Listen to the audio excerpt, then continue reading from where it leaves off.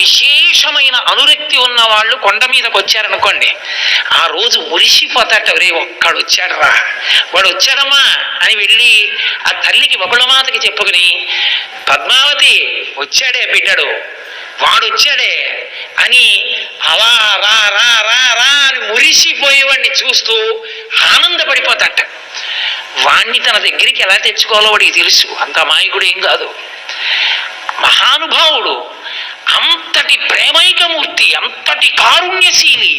ధర్మమునందు నిలబడితే ఎప్పుడో అన్ని తప్పులు చేసిన వాడు ఎక్కడో వైద్యశాలలో పడిపోయి ఉండిపోయి గోవిందా అని లోపల గొణిగితే, ఇంతోటి పరమేశ్వరుడు ఈ ప్రపంచాన్నంతటినీ సృజించిన వాడికి వీడి తల మీద బొచ్చో లెక్క, వీడి ఇస్తానంటే ఆ కష్టం తీర్చడానికి, వీడి తల మీద వెంట్రుకల కోసం తీర్చలేదు, వాడు పిలిస్తే పలకపోతే ఏడుస్తాడు, నేనున్నానని ఉపయోగం ఏమిటని తీర్చాడు.